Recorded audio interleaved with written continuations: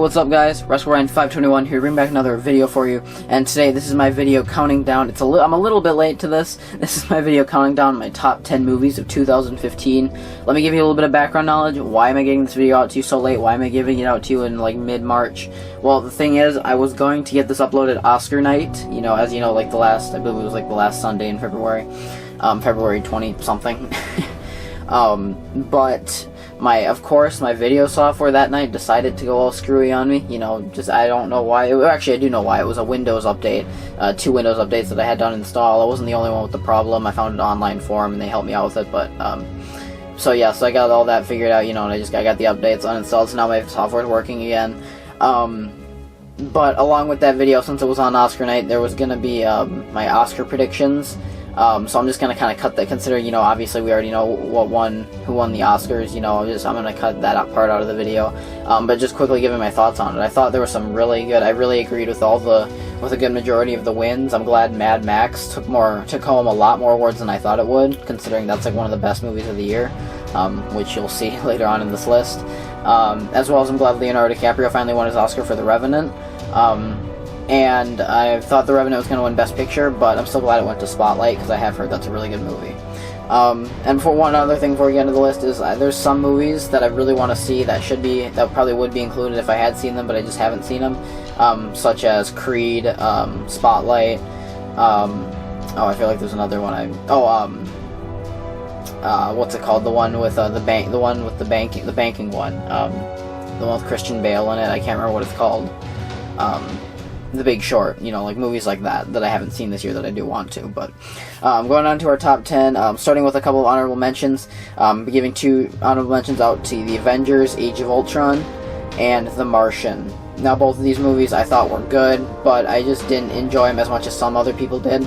The Avengers, Age of Ultron especially, I thought it was okay, but it was just kind of, it's almost the exact same as the first one, you know, just with not as interesting of a plot. You know, they spend like a third of the movie at Hawkeye's house, and Ultron I thought was pretty freaking awesome. He was like one of the best parts of the movie for sure.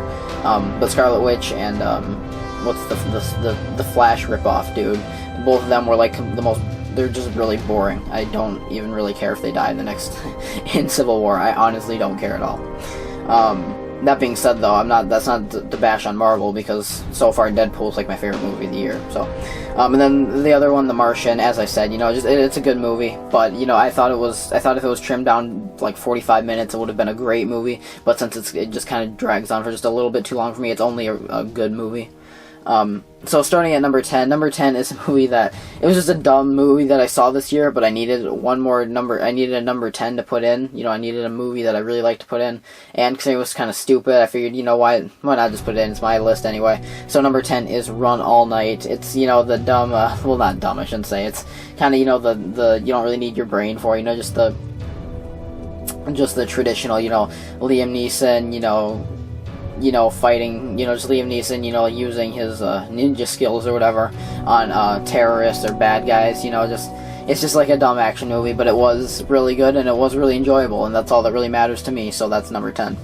So for number 9, we have Inside Out. This movie would probably be a lot higher in a lot of other people's lists. In fact, I know it is, but it's only number 9 for me just because I'm not too big into the whole animation thing. I mean, there's very few animations that I would consider like great movies, like some examples being let's see, The Lion King, Finding Nemo, The Incredibles, Wreck-It Ralph, Monsters Inc. You know, some of the animations like that I would say are like some of the greatest movies like ever. But you know, Inside Out was still great. I especially loved, you know, like I just loved, you know, all the interaction between the guys. You know, Lewis Black is as Anger, you know, I'm familiar with the stand-up, so it's he's a perfect choice for that role, if you ask me. So yeah, great film. So for number 8, we have the Kingsman: The Secret Service. This is once again just another really fun spy adventure movie. It was once again, I probably would say that it's like, you know, it's just a really, I don't really know what to say. I actually don't even remember what I was about to say. But yeah, no, it's a really good spy movie. I'm not too sure about Samuel L. Jackson's lisp in that movie. I think that's kind of weird. But for the most part, the entire movie is awesome. I especially love Harry Hart, and then the Freebird, the Freebird shootout in the church. With all the white supremacists or whatever. It's just it's such a great scene. They've got like the guitar riff from Freebird in the background, one of the greatest songs of all time. Manners maketh man, and then the whole party. Sorry, I just had to let off some steam. That's all great. It's just so wacky and over the top, and it's such a great film. So that's for sure. That's my number 8 is Kingsman: The Secret Service. So number 7, we have The Hunger Games: Mockingjay Part 2. This movie I thought was great, and I knew I should put it on my list, but at the same time, I was slightly disappointed, only because of the fact that I felt like this should have been The Hunger Games, like the best one of the entire saga, based off the book. But after walking out of the movie, I can honestly say it's probably my least favorite of the saga. I mean, like, even with Mockingjay Part 1, for some reason, I just really like, things like war propaganda and whatnot. I just think showing, like, the background of war propaganda, and, like, subliminal messaging and stuff like that, between the District 13 and the Capitol. I just thought that was it was kind of intriguing, it was cool to see. So I kind of feel like Mockingjay Part 2, it was really good, don't get me wrong, it's obviously number 7 on my list, but at the same time, I felt like it wasn't the best of the saga. It was probably it's probably tied for the last Mockingjay. See, splitting up the two Mockingjays movies really screwed the saga up, because the first one was really, really good, the second one was great, and Mockingjay, if you just would have taken the good of the first movie, and then the good of the second movie, and then taken out the bad of each of the two, like the slow scenes and whatnot between each of the two, you could have just made one awesome trilogy, and really, just splitting into two movies was so stupid. I hate when they do that. Even with Harry Potter, I mean, Harry Potter's like the first one to do it, and even they screwed up, because Deathly Hallows Part 1 is like a really boring movie at times. I mean, there's like a scene of Harry and Hermione dancing, I think, and it's just like, when they do that, they waste so much of your time, just stretching out these stories, especially with The Hobbit. Don't even get me started on the way they stretched out The Hobbit. The Desolation of Smaug is such a crap movie, if you ask me. Sorry, that was a little bit of a rant for me. But going on to number 6, we have The Revenant. This movie was great. This movie, definitely Leonardo DiCaprio deserved his Oscar. I feel like Tom Hardy deserved one even more, though, considering I like Tom Hardy's character and just his performance more. But this is still nonetheless such a great film. Not really much to say. It's kind of more if you're more of a cinema, more of a movie buff, more of like a kind of a cinema nerd, I guess, because it's kind of, it's a really artsy film, I don't usually like the artsy films, but this one was definitely, this was a great movie, definitely. So number 6, I apologize, is The Revenant. So a lot of people are gonna hate, a lot of, like I said, if you're a film buff, you're gonna hate this top 5, considering of the top 5, 3 of them are gigantic action movie blockbusters. But number 5, we have Jurassic World.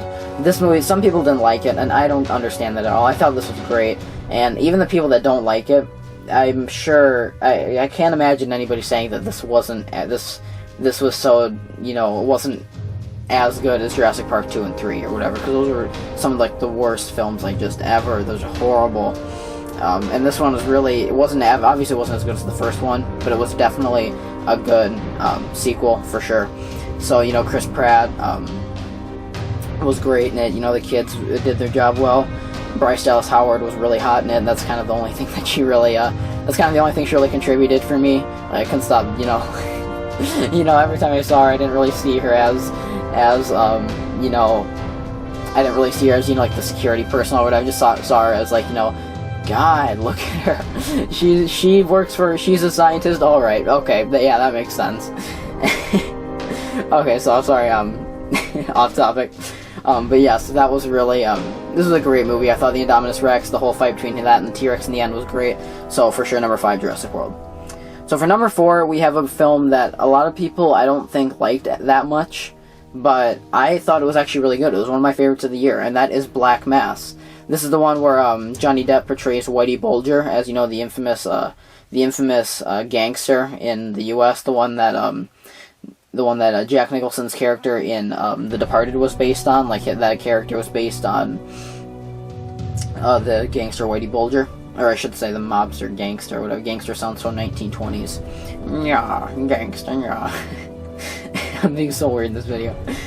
But yeah, he did a great job. He definitely got snubbed in the Oscars. I for sure say that's the biggest Oscar snub of the year, is Johnny Depp not being nominated for Best Actor. I mean, I still say it should have gone to Leonardo DiCaprio even if he was nominated, but he still deserved the nomination. I mean, come on. But yeah, it was a great film. I mean, there's not really much to say. It just kind of chronicles his life and kind of his downfall.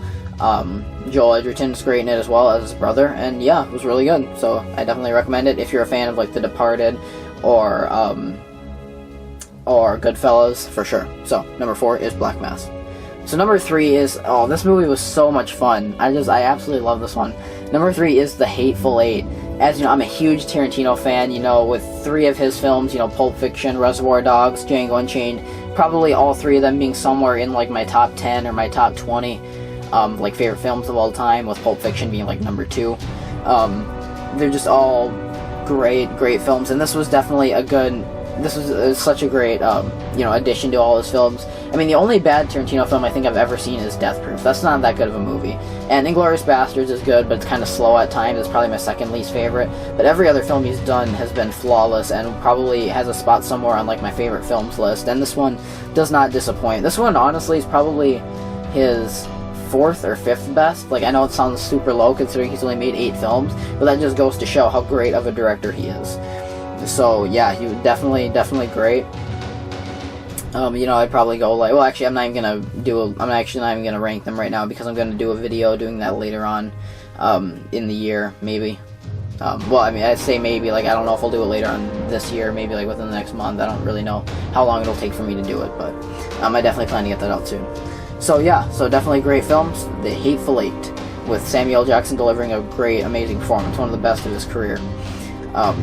So for number 2, we have Mad Max Fury Road. This movie was just complete, balls to the wall, just like, extraordinary, straight up action movie, every guy's dream. I just love that this won so many Oscars this year because I didn't think it would. I thought, they were gonna be like, like giving it every award to like The Danish Girl and to like one of those other movies, like, I can't remember, the one that Cate Blanchett was in, like all those really artsy movies, and I mean, sure, those movies are probably good, but it's like some movies like this deserve praise too at award shows that aren't like the MTV Movie Awards or whatever. They deserve actual praise from an actual legitimate movie award show. So I definitely, I really like Mad Max Fury Road. Tom Hardy delivered probably an even better performance than Mel Gibson delivered in the original Mad Max movies. Because the original Mad Max movies are really good too. I mean, the first 2 are great. The third one is one of the worst films I've ever seen in my entire life. Not even lying or exaggerating there. And then Mad Max Fury Road actually takes the cake as the best, if you ask me. Like, even my dad, who says like The Road Warrior is like one of his favorite films of all time, walks out of this movie saying, yeah, this definitely blew The Road Warrior out of the water. This was amazing. So, if you can make him change his opinion so quickly on that, then it's a great movie. So, for number 2, we have Mad Max Fury Road. Oh, what a day! What a lovely day! So, for number 1, of course, everybody all knows what it is. We all know that my number 1 choice, if you know my channel, if you know me personally, is going to be Star Wars The Force Awakens. This film just transported me back to Star Wars. It made me feel... It just, it brought back the childhood feeling. It reignited the flame of my Star Wars obsession from my childhood. It kind of made me, after rewatching the movies, realize that the prequels weren't as good, but it made me appreciate the original trilogy even more than I ever have in my life, and I'm so grateful that J.J. Abrams has been able to, make so many people, as well as me, happy, by completely... just taking this trilogy or this saga back to its roots and just making it a great movie yet again, great movie series yet again. So, for sure, Star Wars Force Awakens. So, yeah, great performance from... If you want to see it, I have a review on my channel, so, so I'm not going into super high detail with it. But, John Boyega, Daisy Ridley especially, she's, like, my favorite character in the entire movie. One of my favorite Star Wars characters, like, of all time now. Like, I mean, like, if I had to do, like, top 5, it'd be, like, probably, like, Han, Boba Fett, Darth Vader, probably like Luke, and then Rey, maybe. I mean, like, she's just such a great... I just love the fact that we can have a strong female lead in a movie. I just think that's really cool, And I mean, I'm not like, I'm obviously not a feminist or anything like that. I mean, No, but I mean, I'm just saying, I just think that's important, to have like a strong female lead in a movie, especially in a Star Wars movie. One of the, because girls can watch Star Wars. Like, I'll never forget being at Target when I was a little kid and seeing these two, like, girls about my age when I was like in second grade or whatever, looking through all the Star Wars characters and being like, oh my god, yeah, I have that one. No, we don't need to buy this one. I have that character. I got him, like a couple months ago, whatever. And it's like they're like just such. I love the fact that there's girls that are just as big a Star Wars nerds as I am. I just thought that was really cool. You're raising your kids right if your kid's a Star Wars nerd, trust me. But yeah, that's all I really gotta say. Great movie. To all the naysayers out there, they're like, it's just it's just copying, the original movie. You know what? Fine, think that if you want, but you know what? Millions of people loved it, so, you can kind of live on your own little island where you hate it, that's fine, do that, whatever. I personally thought it was a great film. Not disappointing at all, except for Captain Phasma, considering she was, like, not used at all. But other than Captain Phasma, it was a great movie. So that is my list, guys. Tell me what you think. This video went on longer than I wanted it to, but I wanted to go into detail with each movie. There's a couple movies, such as like Ted 2, that were comedies that I did like throughout the year, but at the same time, I didn't. I mean, they're obviously not going to go on the top 10 best movies of the year list, considering all they're really meant to do is just entertain, and that's all they really did.